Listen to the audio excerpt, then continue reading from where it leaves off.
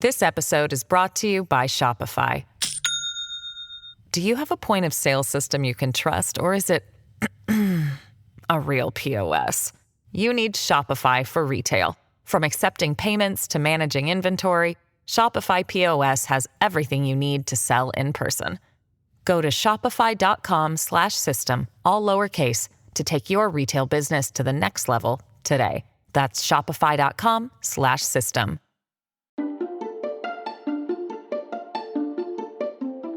Hello and welcome to Invisible Hate. I'm Saadi Khan. And I'm Asad, but Oh my gosh, Asad, you're back. And We're I'm back. so happy that we're back.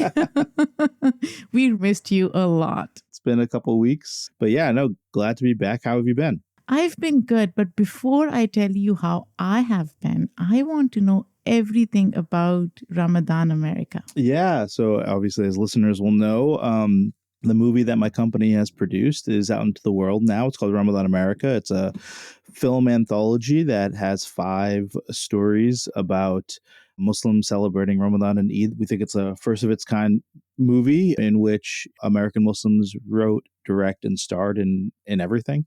And yeah, so far the reception, Sadia, has been remarkable. Gedu, tell us again about your garden in Egypt. You ask that every Eid. This year, we're not making your mom's Eid biryani. This is fresh.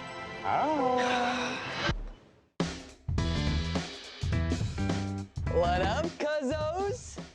We had our first watch party in Austin, and it was electric, Sadia. Oh, wow. I actually wish that you were there. Are you not doing one in New York?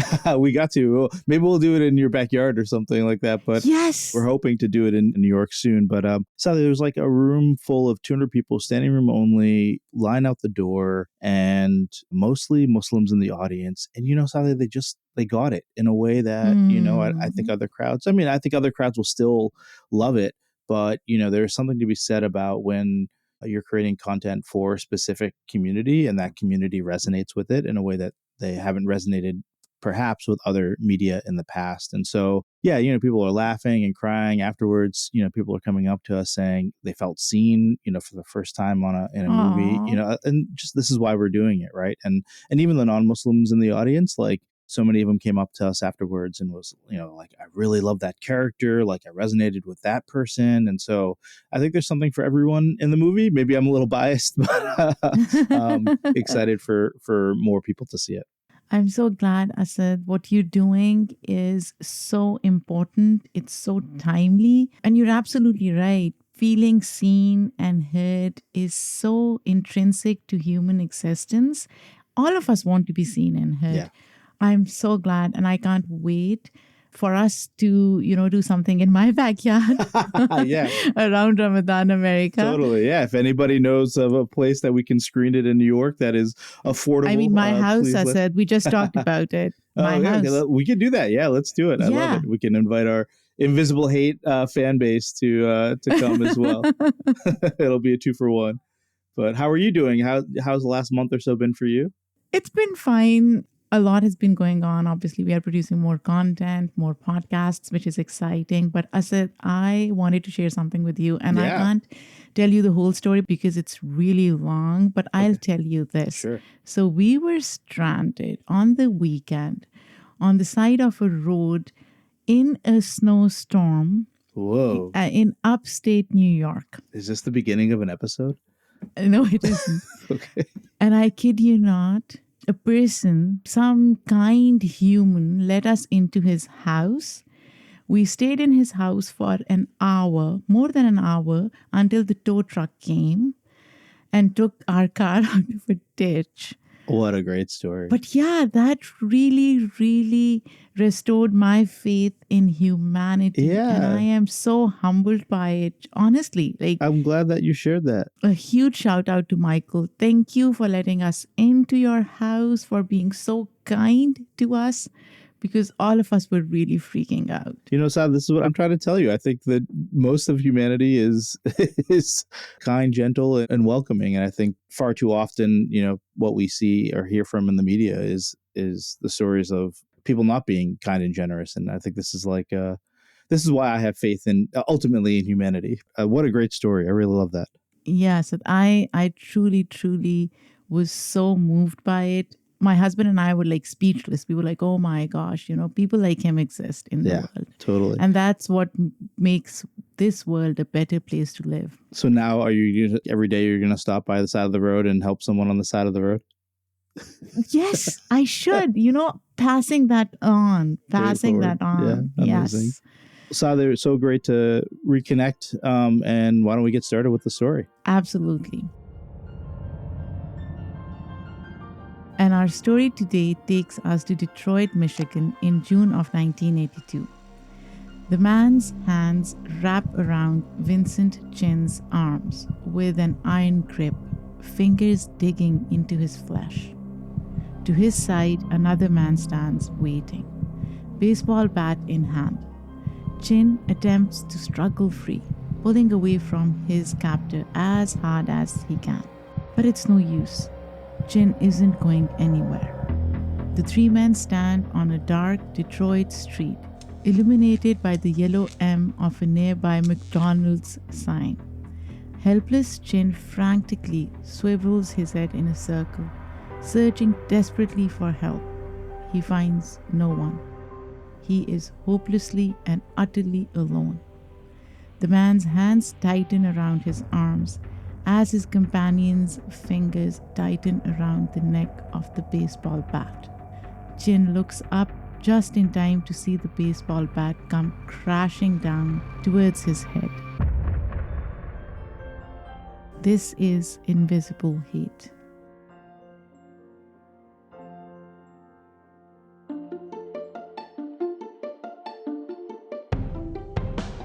Welcome back to Invisible Hate, a weekly true crime podcast in which Asad and I attempt to uncover the ugly truths behind various hate crimes, both recent and historical. That's right. As our regular listeners will know, many of the cases that we discuss involve crimes against minority groups, and our goal is to figure out through a discussion of all the nuances and complexities of these crimes whether or not they should be considered hate crimes. With that, why don't we go right into the details of today's case, Sadia?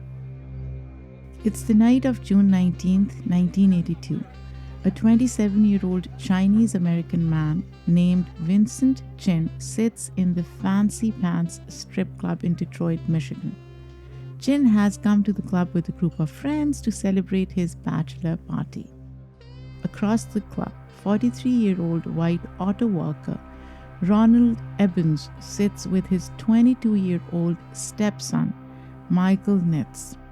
The two men soon spot Chin from across the club, and before long, a dispute breaks out among the three. Heated words are exchanged, the air is tense with animosity. While it is unclear how this conflict initially begins, within minutes, the fight escalates, erupting into a physical brawl. According to a dancer at the club, Evans yells out, "It's because of you motherfuckers that we are out of work." Whoa, that's pretty intense, Sally. So I guess the implication there is we're assuming that because Vincent is Asian American that's why he's calling him out. I think that's what I would take from it, right? Yes, exactly, Asad. That's what happened. And in order to better understand this comment, we need to understand the particular economic and social contexts of the time, especially within Detroit. According to the documentary called American Documentary, during the 1980s, the United States faced severe economic decline, particularly in Detroit. This decline was connected to the oil crisis of the 1970s, causing unemployment, extreme inflation, and higher costs of living. Detroit, the center of America's auto industry, was particularly affected. The industry began to face significant competition from Japanese car manufacturers such as Honda and Toyota. Given the high cost of oil, Asad, many Americans began to choose these Japanese fuel-efficient vehicles over standard American car companies such as Chevrolet, Chrysler, and Ford. Detroit's auto industry therefore found itself struggling, forced to lay off hundreds of thousands of workers. You know what, Asad? As I'm reading this, I'm thinking I get why people would switch to fuel efficient cars. So, wouldn't the right thing be for American auto manufacturers to start making fuel efficient cars? Yeah, my guess is that that was the plan. They just didn't, you have to ramp up in order to get to that point, and it's not something that they could produce overnight. And so, yeah, I don't know enough about the history of the U.S. in that time, but I think if we compare it to the EV market of today, like obviously Tesla is out in front, and now a bunch of the other companies are trying to catch up, and some have, and some are still struggling to find the right product to bring to market. So, yeah, I would probably liken it that time period. Yeah. Anyways, going back to the case, many residents of Detroit blamed Japanese and Japanese American individuals for their misfortune, treating them as scapegoats. As a result, anti Japanese sentiments were high. In this particular case, both Evans and Nitz work for Chrysler. While Evans is lucky enough to retain his position as a foreman, Nitz has lost his job at the company due to layoffs. It is suspected that both men believe Chin to be Japanese and therefore seek to blame him for their economic struggles. Yeah, Sadia, it's just crazy, and I think we're used to this kind of fear mongering, right? Like it even happens now, with everything that's happening in the economy right now, where people are blaming the Chinese and other people across the world, and sometimes maybe that blame should be more towards the actual corporate executives who are taking Right. huge salaries, stock buybacks, and messing with the economy in the ways that they can, pulling those levers. Yeah, but anyway, Sadia, what happens next? So, Asad, with the brawl escalating, the three men are soon kicked out of the club. However, the fight continues outside. Evans soon retrieves a baseball bat from his car and begins to chase Chin, bat in hand, which is crazy to me. Why do people always carry baseball bats in their cars? We've seen this play out so many times. Yeah, I mean, Do you carry a baseball bat, Asad? I have a soccer ball. So maybe it's a function of maybe people were playing a lot of baseball or softball, after work in these communities, and that's why they had it in the car. But Yeah, maybe I should have a baseball bat in my yeah, car. right. It is a really powerful weapon as well, and so maybe people do have it just in case something were to happen to them. But yeah, I don't know anybody that carries a baseball bat in their car nowadays. Anyways, Chin manages to successfully escape, fleeing the scene of the fight. But Evans and Nitz aren't ready to give up quite yet. According to the History Channel, the men get in their car and begin driving around the area in search of Chin. Wow, so they must have been really angry. Right? Yeah. After around 20 to 30 minutes of searching, they locate the young man outside of a nearby McDonald's. And really quickly, I was just remembering that this is his bachelor party, right?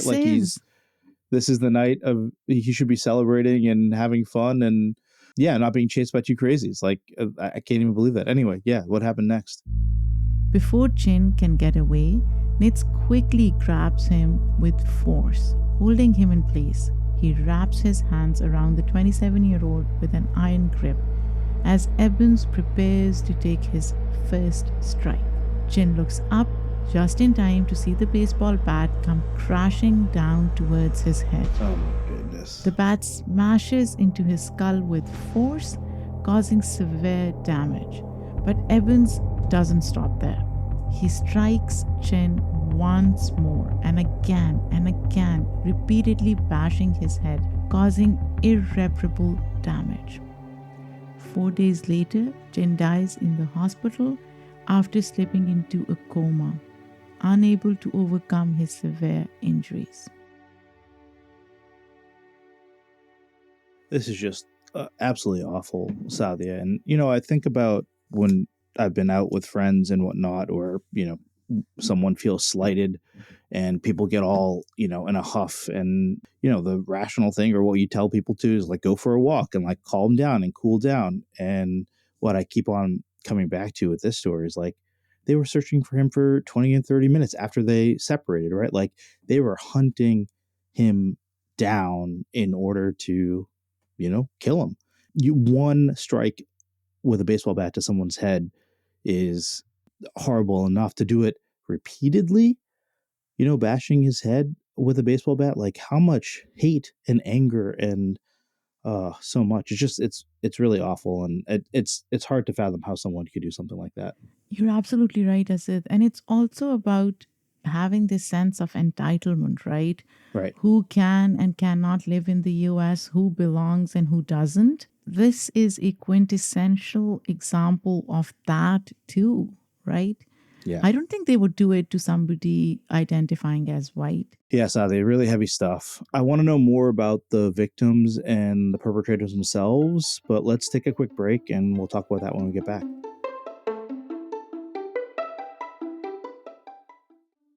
This episode is brought to you by Shopify. Do you have a point of sale system you can trust, or is it a real POS? You need Shopify for retail. From accepting payments to managing inventory, Shopify POS has everything you need to sell in person. Go to shopify.com/system, all lowercase, to take your retail business to the next level today. That's shopify.com/system. Welcome back to Invisible Hate. So, Sadia, what can you tell us more about Vincent Chin, the victim of this horrible crime? Absolutely, Asad. Vincent Chin was born in the Guangdong province of China. In 1961, he was adopted by two Chinese American parents, C.W. and Lily Chin. Both C.W. and Lily had also grown up in Guangdong but had since immigrated to the United States. Vincent grew up in Detroit, where he remained until the time of his death. According to the American documentary, as a child, he enjoyed running on the high school track team as well as writing poetry. Oh, that's so nice. At the time of his death, Vincent was just 27 years old, engaged to be married. He was a recent graduate of the Computer Trade School Control Data Institute and worked as both a draftsman in computer graphics and a waiter in order to support his parents. Unfortunately, his father passed away in 1981, just 1 year before Chin's murder. Oh, that's so sad. It seems like a tough couple of years for his mother.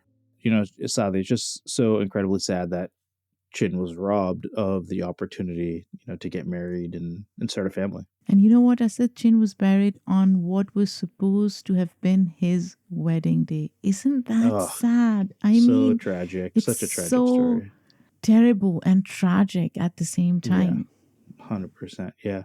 Sally, what can you tell me about the perpetrators who did this? Well, Asad, as previously stated, at the time of the murder, Ronald Evans was 43 years old. He was born in Dixon, Illinois in 1939.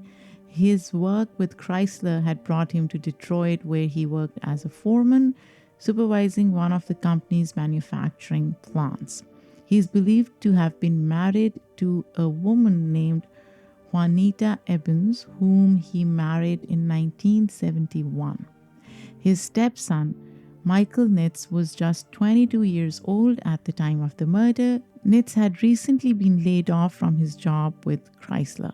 So, yeah, Saadi, it doesn't seem like there's anything outstanding in terms of their background, and in terms of that would have led anybody to believe that they were capable of doing, this type of violence. But I'm interested what happened to them after they were arrested. Evans and Nitz were arrested and taken into custody shortly after Chin's murder. Initially, both men were charged with second-degree murder. Evans pled guilty to the charge, while Nitz pled no contest to a reduced charge of manslaughter, indicating that he had no intent to kill Chin. What the actual fuck, Asad? Like, they spent 30 minutes chasing him. Hitting him 3, 4, 5, 6 times, whatever it was, in the head with the baseball bat. I mean, that is intent to murder if I've ever... Yeah, this is pretty messed up. Anyways, when the case finally went to court on March 16th, 1983, something strange happened. When Evans, Nitz, and their lawyers arrived, they were the only ones in the courtroom. Whoa, that's interesting. There were no witnesses, no prosecutor, no family members of the victim. It was simply Evans, Nitz, their lawyers, and the judge. What? Yes. I've never heard of something like this before. I said, in other words, the trial was essentially one-sided with no one present to present a case for Chin. Sadia, that's crazy. Yeah, it is so bizarre to me. And as I was reading this, I was like, no way. Anyways, according to CNN at the time, it was apparently quite commonplace for the Wayne County Prosecutor's Office to miss hearings as they weren't considered to be an essential part of legal proceedings. So this is on the prosecutor's office, Asad. Yeah, they messed up. Yeah, I mean, yeah, they messed up, yeah. And it wasn't even common for judges to hear from victims' families during sentencing hearings. Whoa. In fact, Chin's mother, Lily Chin, wasn't even informed about the hearing, Asad. Wow. Yeah. I mean, obviously, I feel like they would have shown up had they known, right? Like, I think most people. Absolutely. If there's, yeah, right? That's crazy. After hearing from both men and their lawyers, Judge Kaufman sentenced both men to guess what? Merely 3 years probation, Oh my a goodness. fine of $3,780 in court costs. That's it. No way. What? Yep. Neither man received a single day of prison time. I don't even know how to respond to this. Like, what? Just wild to me. And you know what I said when asked to explain his decision? Judge Kaufman claimed that this was no more than a barroom brawl.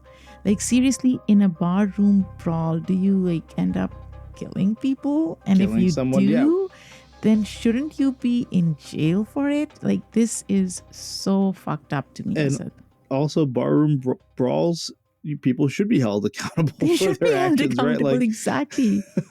Like, this is not the wild, wild west anymore, where you just can start fights and not be held accountable. Like, the logic here is insane. Essentially, he's saying that I could go to a bar right now, start a fight with someone, kill them, and then I'm going to get 3 years probation and a fine for $3,000 and whatever, a couple $100 in courtroom costs. Like, the logic here makes zero sense whatsoever. And I said, I want you and our listeners to pay close attention to what else he said. And I quote, "These aren't the kind of men you send to jail. We are talking here about a man who's held down a responsible job for 17 or 18 years and his son is employed and is a part-time student. You don't make the punishment fit the crime. You make the punishment fit the criminal," unquote. From my perspective, I do think the two of them should have gotten more of a sentence, but I do think that you can take into account their history when you're sentencing them, for sure. And for me, the biggest thing is the victims weren't able to tell their story. The victim's family wasn't able to tell their story. The prosecutor wasn't able to tell, what happened. And so who knows what story the defense laid out when they were one-on-one with the judge, right? They could have come up with anything and not be challenged. And so I think the real fault here is in the judge not hearing the entire case. Yeah, but I said, to me, it's absolutely absurd, right? Now, these men killed him in cold blood. No matter what their life before that looked like, it doesn't matter. They chased him for 30 minutes. They killed him. And for him to just let it slide, like just let it go, that to me is so wrong. Oh, I completely agree with that. I guess what I'm saying, the sentiment of what he was saying, and that you can, as a judge, take their whole life into account as opposed to just one crime. I guess I generally agree with that in some way, shape, or form. That's not to say that I think the two of them should have spent a long time in prison and all sorts of stuff. But I recognize how what he said is controversial, given the fact that the prosecution and the family weren't there. Like, for him to then say this is just, ridiculous. But Saadi, let's take a quick break again. And then when we come back, I want to hear more about how other people reacted to this absurd sentencing.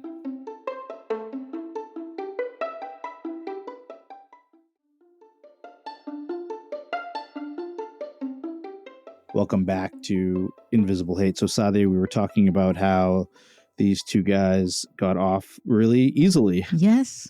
And how the family wasn't there, the prosecution wasn't there, and how the judge gave a really light sentence. How did other people react to the sentencing?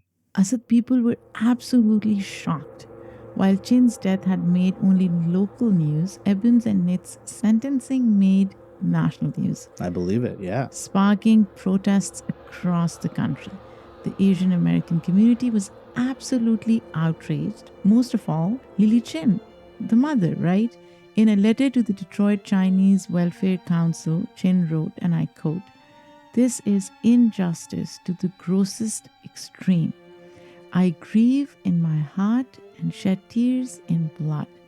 My son cannot be brought back to life, but he was a member of your council. Therefore, I plead to you.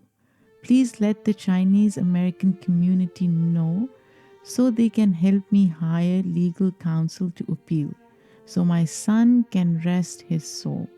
Unquote. Soon after this, a group of Asian American individuals in Detroit met to discuss how to go about getting justice for Chen. The group basically decided that it was absolutely essential that the public be aware of this injustice. In order to better understand the situation at hand, the group began an investigation of its own to determine what precisely had gone down that night. According to American documentary that I have mentioned a few times, the investigation was led by lawyer Liza Chan. In the course of her investigation, Chan identified various ways in which the official investigation and legal proceedings had been mishandled. For one, she found that the baseball bat used to murder Chin had not been placed in the police department's secure evidence storage area, but rather sat behind an officer's desk. Oh my God. Just this like basic stuff. This is so crazy, Asad. In other words, the evidence had been mishandled. Worse, officers had failed to interview many witnesses, including the dancers who had heard Eben's shout, and I quote, "It's because of you little motherfuckers that we are out of work," unquote. Yeah. According to this, Judge Kaufman had neglected to read several reports relating to the case, including a psychiatric report, warning of Eben's hostility, and a recommendation by probation officers that he be incarcerated. This is really interesting, Asad. I mean, why would he ignore all these reports? Right, yeah. Finally, and perhaps most importantly, Judge Kaufman only ever heard one side of the story in court, as the prosecution didn't even bother to show up. The judge spent merely 15 minutes listening to one-sided case before making a quick and relatively uninformed decision. Such information only caused further outrage among members of the Asian American community. Hell yes, I mean, I would be outraged. The Justice for Vincent Chin campaign soon gained both strong national and international support. The campaign ultimately succeeded in bringing about positive changes to Michigan's legal system. This includes the establishment of mandatory minimum sentencing guidelines, a requirement stating that prosecutors must be present at sentencing hearings, and the Crime Victims' Rights Act of 1985. Now, Asad, this act seeks to establish the legal rights of crime victims by ensuring the use of particular legal procedures, standards, penalties, etc. Despite these important changes, for many, this wasn't enough. They remained determined to seek justice for Vincent Chin. Individuals in Detroit and surrounding regions soon formed a new pan-American organization known as American Citizens for Justice. This was the very first pan-Asian American advocacy organization to form in the Midwest. Now, prior to this time, such groups had existed only in San Francisco and New York. In fact, according to the History Channel, Chin's murder marked an important turning point for the Asian community, as it was the first time in which Asian Americans from various ethnic backgrounds, Chinese Americans, Japanese Americans, and others, began to think of themselves as a collective group with common interests. The ACJ, which is American Citizens for Justice, soon decided to petition the US Department of Justice to investigate Chin's murder as a civil rights violation. Nice. Which is very interesting and important, right? The organization collected thousands of signatures in support of a federal investigation. Once the signatures had been collected, the organization organized a large demonstration in Detroit's Kennedy Square. So a lot of advocacy, on the ground activism going on here. Yeah, grassroots stuff. Yeah, it's great. This marked the very first protest organized by Asian Americans in Detroit. On the day of the demonstration, a multiracial coalition of individuals came together to march towards the federal courthouse and deliver the petition to U.S. Attorney Leonard Gilman. Asad, this makes me so happy to see that this was a multiracial coalition, because instead of remaining in our silos, there are moments in history where we should all come together for a collective cause, right? Yeah, no doubt. And I'm really glad that they joined together and band together and reached out to these other coalitions. And yeah, I mean, I think this is how change happens, right? Change isn't going to happen from the top. It's going to happen from people requesting it, at the grassroots level. Absolutely. The Department of Justice obliged the ACJ's request, launching a federal investigation into the case. In 1984, the U.S. District Court sentenced Evans to 25 years in prison for violating Chin's civil rights. Wow. Yeah. Asad, this was the very first time in which Asian Americans were protected in a federal civil rights case. However, unfortunately, Evans successfully appealed the ruling on the basis of legal errors made by the government during trial. Oh, interesting. Okay. I don't know what legal errors he's referring to, but it worked. Evans continued to assert that he was not, in fact, racist. In a 1987 interview covered in the Retro Report documentary called The Crime That Fueled an Asian American Civil Rights Movement, Evans claims, I'm no racist. I've never been a racist. I know very few Asians, very few. And the ones that I do know have always been really nice people. I said this whole line of reasoning where I'm not a racist, I don't know many people, or I know a lot of people and they're all nice people. This really irks me, because you can still be a racist, right? Yeah, even if you know people from a specific ethnicity or religion or whatever. Yeah, no doubt. The retrial took place in 1987 in Cincinnati. According to American Documentary, each and every one of the jurors was screened for contact with people of Asian descent. I wonder why they would do that. I think this is just a sign of the times, Saadi, and this kind of like embedded, systemic racism that we have, that essentially people thinking that anybody of Asian descent was automatically going to find the two guilty. And so, that's why I'm guessing they were screening for contact with people of Asian descent. So just again, showing the kind of systemic bias in the system at that time in the 1980s. You're right, Asad. As a result, the jury was primarily composed of white, male, blue-collar workers like Evans. But isn't that bias as well, Asad? It's true, crazy, right? They're screening for people of Asian descent, but why not also screen for white, male, blue-collar workers then? Right. The logic should work both ways. It should work both ways, right?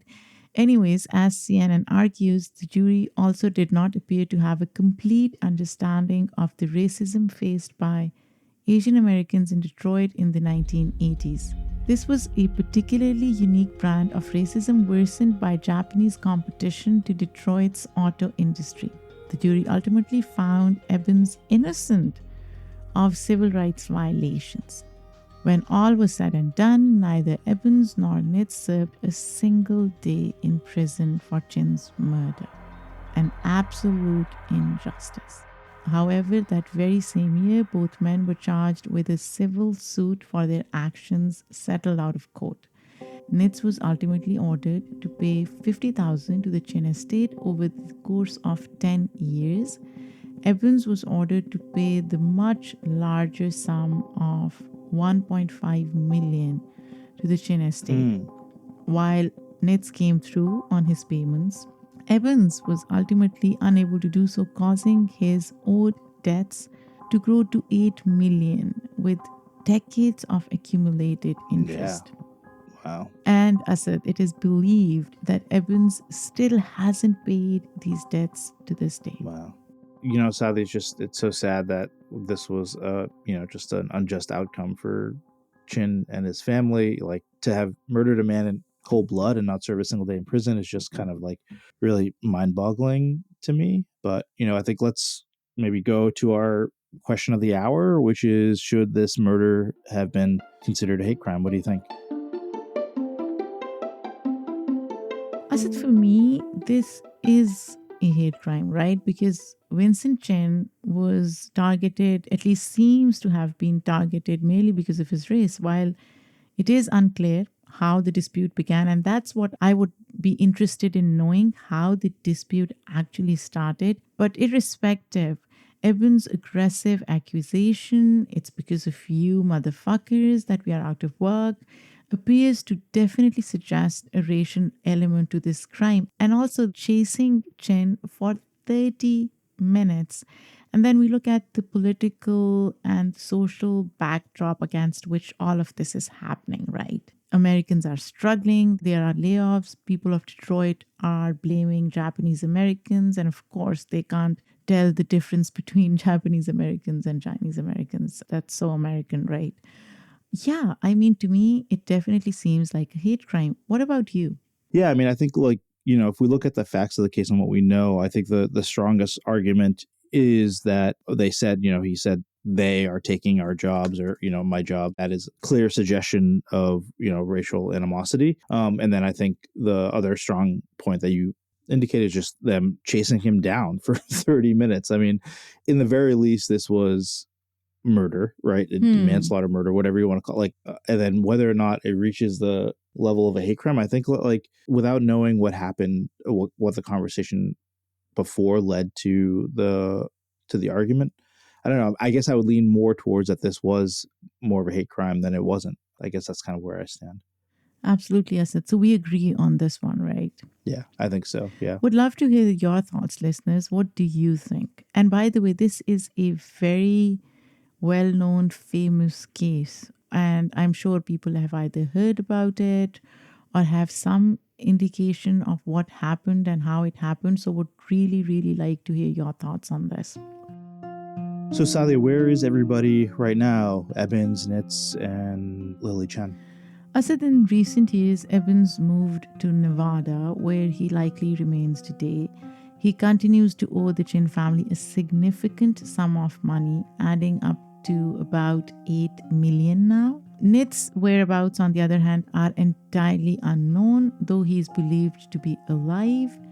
As for Lily Chin, she was so heartbroken by this incident that she decided to move back to China. Take a listen to Lily Chin's niece talking to Retro Report. My great auntie Lily Chin was so heartbroken that she decided to move to China because she couldn't see justice in America anymore. Unfortunately, according to journalist Helen Zia, Lily passed away after a long illness in 2002. She did not live to see justice for her son. However, her powerful impact on the Asian American rights movement and her participation in the formation of the Pan-Asian American civil rights organizations will not be forgotten, Asad. And in the same interview with Retro Report, Lily Chin's niece also explains the importance of her legacy. Take a listen. My great auntie Lily Chin and activists and lawyers had to lay the foundation that hate crimes happen to us. And today, we have the legacy of Vincent Chin to thank. And I know this because I've seen the reaction in so many people's faces, and I've heard the testimonies of so many friends of mine and allies and activists and organizers who have all told me that they became the person they are today because they heard my cousin's story. Yeah, Saadi, as we always hope that the people that are impacted by the tragedy, hopefully they go on to live happy and healthy lives. And I hope that Evans and Nitz, are doing, something positive in the community and making up for, this horrible crime that they committed as well. Yeah, Sid, but you know what's so unfortunate? It's been 40 years since Vincent Chin's murder, and yet instances of xenophobia and racism against Asian Americans continue to plague our society, right? According to CNN, this was particularly true during the COVID pandemic, as the pandemic inspired a wave of xenophobic, anti-Asian sentiments, resulting in several instances of violent attacks and harassment. Honestly, we can only hope that in continuing to provide a platform for these victims and their stories, we may shed light on the severity of this problem and encourage all of us to change for the better. So Saadi, how can listeners help? So, Asad, there is no direct way to help support the victim of a 40-year-old crime, right? Listeners can aid in the overall fight against these types of crimes and discriminatory actions by donating to and supporting organizations such as American Citizens for Justice, Asian Americans Advancing Justice, and Asian Americans for Equality, amongst many others. Anyways, this was an important case. Like all the other cases that we've done, we are always eager to listen from all of you, your thoughts, your feedback on the cases that we're doing. Thank you so much for listening to Invisible Hate, for spending this time with us in this space to learn something important. If you want to learn more, check out links in the show notes about the case. Please email us, as I said, with your thoughts on this story or even our previous stories that you think are important, or you just have feedback on them. You can reach us at info@invisiblehatepodcast.com. You can also tweet us or hit us up on Instagram. Just search for Invisible Hate Podcast.